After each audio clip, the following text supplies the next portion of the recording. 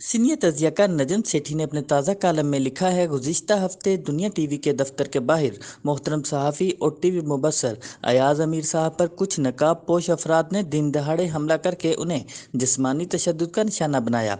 बज़ाहिर उनका मकसद अमीर साहब को सबक सिखाना था, क्योंकि वो इस्टेब्लिशमेंट की माजी और हाल की गलतकारियों को खुलेआम बयान करते थे।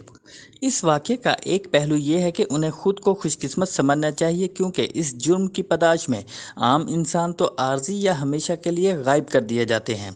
दूसरा ये कि रियासत की सरपरस्ती में होने वाली इस गुंडागर्दी की भरपूर मजम्मत की जाए। इस वक्त तक हर काबिल ज़िक्र सहाफ़ी, मीडिया तंजीम और सियासी जमात ने यही किया है। बुरी खबर यह है कि इस मजम्मत के बावजूद ये मज़मूम फ़ेल बहुत डटाई से जारी रहेगा, क्योंकि कोई सिविलियन हुकूमत इसके ख़ात्मे की हिम्मत नहीं रखती और इस्टेब्लिशमेंट की हमायत से वजूद में आने वाली पीडीएम की हुकूमत तो हरगिज़ नहीं। अगरचे महज रस्मी तौर पर वज़ीर आज़म शहबाज शरीफ ने वादा किया है कि इस मामले की तह तक पहुंचा जाएगा। इस अच्छी खबर यह है कि सर पर मंडलाते हुए ख़तरे के बावजूद अब ज़्यादा से ज़्यादा अफराद इस मौजू पर अपनी सोच का इजहार करने लगे हैं। ऊँट खैमे में घुस चुका है, यकीनन इसका कब्ज़ा है, लेकिन अब वो ना तो नज़रों से गायब है और ना ही मुकद्दस माना जाता है। ये एक गैर मामूली सूरत हाल है।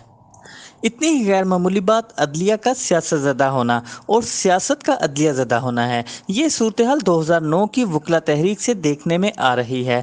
इस तहरीक में इफ्तिखार मोहम्मद चौधरी की क़यादत में हरफ इनकार अदा करने वाले जजों को बहाल कराया गया। इससे पहले इस्टेब्लिशमेंट की वहशियाना कुव्वत या मुंतकिम मजाज मकबूल आम सिविलियन लीडर के सामने किसी सिविलियन जज को सरताबी की हिम्मत नहीं थी। वो आइन और कानून के खौफनाक अस्कात में बखुशी रजामंद मावनीन बन जाते, या वाकई पेश आने या आमर के रुखसत होने के बाद अपने ख्वाबदीदा ज़मीर को जगाते और फैसला देते। इस आलम में ये इफ्तिखार मोहम्मद चौधरी जैसे किसी जुर्रत रंदाना रखने वाले सरफिरे शख्स की ज़रूरत थी, जो इस तमाम जंगल में चंगारी फेंक कर फौजी आमर को निकाल बाहर करे। लेकिन वो आज़ादी ज़ाती अज़ाइम, बुज़दिली या बदअनवानी की भीनट चढ़ गई। साकिब निसार और आसिफ खोसा जैसे चीफ जस्टिस इस्टेब्लिशमेंट के हाथ में खिलौना बन गए। इनकी वजह से इस्टेब्लिशमेंट ने किसी ऑक्टोपस की तरह तमाम इदारे पर अपनी गिरफ्त जमा ली। कुछ दीगर ने इशारे मिलने पर तवाज़ुन की कोशिश की।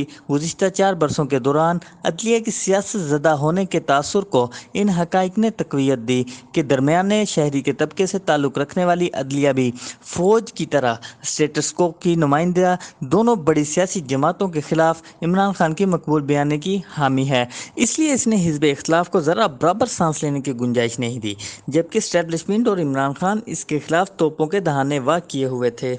सोशल मीडिया इस खुले तासुब की दास्तानों से भरा पड़ा है। चाहे आर्मी चीफ की मुद्दत मुलाजमत में एक और तस्वीर के मुतालिक आईनी जवाज़ घड़ना हो, इमरान खान के बनी गाला को रेगुलराइज करना हो, तहरीक इंसाफ के ममनुआ फंडिंग केस को 7 साल तक दबाए रख कर इमरान खान को रिलीफ देना हो, या सादिक और अमीन के हलफ की खुली खिलाफ वर्जी करने वाले इमरान खान को मरूद इल्ज़ाम ठहराने से गुरेज करना हो, जज हजरात ने खुद पारसाई के ज़ाइम में तमाम मामलात में आइन और कानून को नज़र अंदाज करने का वतीरा अपनाए रखा।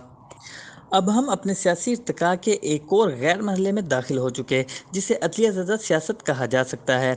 इसका आगाज़ इस वक्त हुआ जब इमरान खान की मामूल के मुताबिक आइन और कानून की पामाली को 2021 के आखिरी अयाम में इस्टेब्लिशमेंट की हमायत हासिल नहीं रही।